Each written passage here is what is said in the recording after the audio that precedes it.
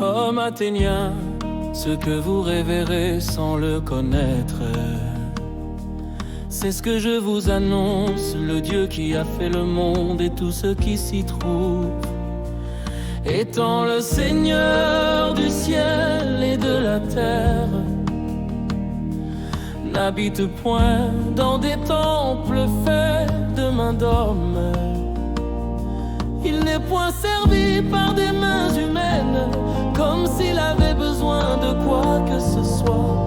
Lui qui donne à tout la vie, la respiration et toutes choses. Il a fait que tous les hommes sortis d'un seul sang habitassent sur toute la surface de la terre, ayant déterminé la durée des temps et les bornes de leur demeure. Il a voulu qu'ils cherchassent le Seigneur et qu'ils s'efforçassent de le trouver en tâtonnant, bien qu'il ne soit pas loin de chacun de nous, car en lui nous avons la vie, le mouvement et l'air. Ainsi donc étant la race de Dieu, ne faut pas croire que la divinité soit semblable à de l'or, à de l'argent ou à de la pierre, sculptée par l'art et l'industrie de l'or. Dieu, sans tenir compte des temps d'ignorance, annonce maintenant à tous les hommes, en tout lieu, qu'ils aient à se repentir, parce qu'il a fixé un jour où il jugera le monde selon la justice, par l'homme qu'il a désigné. ce dont il a donné à tous une preuve certaine, en le ressuscitant des morts. En vérité, je te le dis, si un homme ne naît de nouveau, il ne peut voir le royaume de Dieu. Comment un homme peut-il naître quand il est vieux? Peut-il rentrer dans le sein de sa mère aînée? En vérité, je te le dis, si un homme ne naît d'eau et d'esprit, il ne peut entrer dans le royaume de Dieu. Ce qui est né de la chair est chair, et ce qui est né de l'esprit est esprit. Ne t'étonne pas que je t'ai dit, il faut que vous naissiez de nouveau. Le vent souffle où il veut, et tu en entends le bruit, mais tu ne sais d'où il vient ni où il va. Il en est ainsi de tout homme qui est né de l'esprit. Comment cela peut-il se faire? Tu es le docteur d'Israël et tu ne sais pas ces choses. En vérité, je te le dis, nous disons ce que nous savons, et nous rendons témoignage de ce que nous avons vu.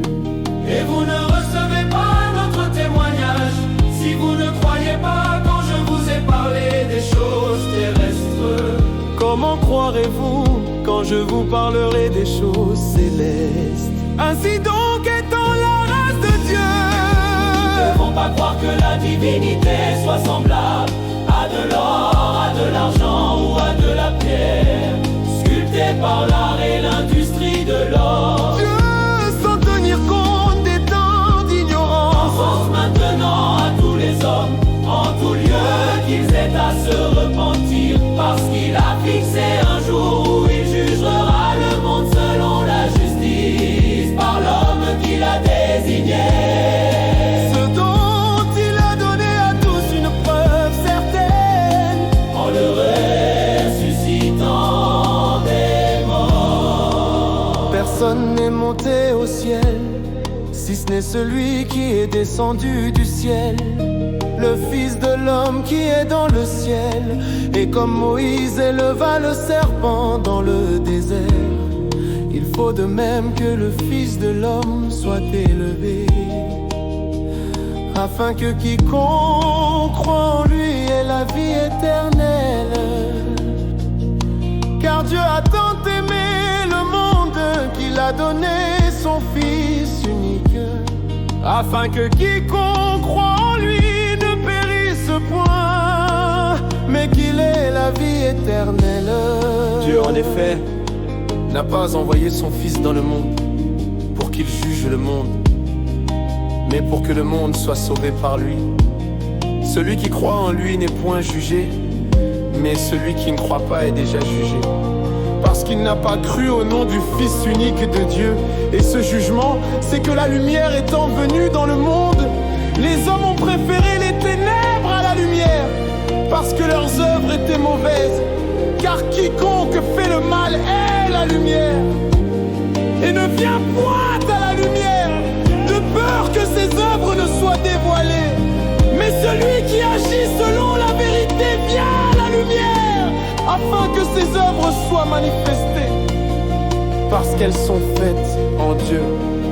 Ainsi donc étant la race de Dieu, nous devons pas croire que la divinité soit semblable à de l'or, à de l'argent ou à de la pierre, sculptée par l'art et l'industrie de l'or. Dieu, sans tenir compte des temps d'ignorance, annonce maintenant à tous les hommes, en tout lieu, qu'ils aient à se repentir, parce qu'il a fixé un jour où il jugera le monde selon la justice, par l'homme qu'il a désigné. Ce dont il a donné à tous une preuve certaine, en le ressuscitant des morts. Car Dieu a tant aimé le monde qu'il a donné son Fils unique, afin que quiconque croit en lui ne périsse point, mais qu'il ait la vie éternelle.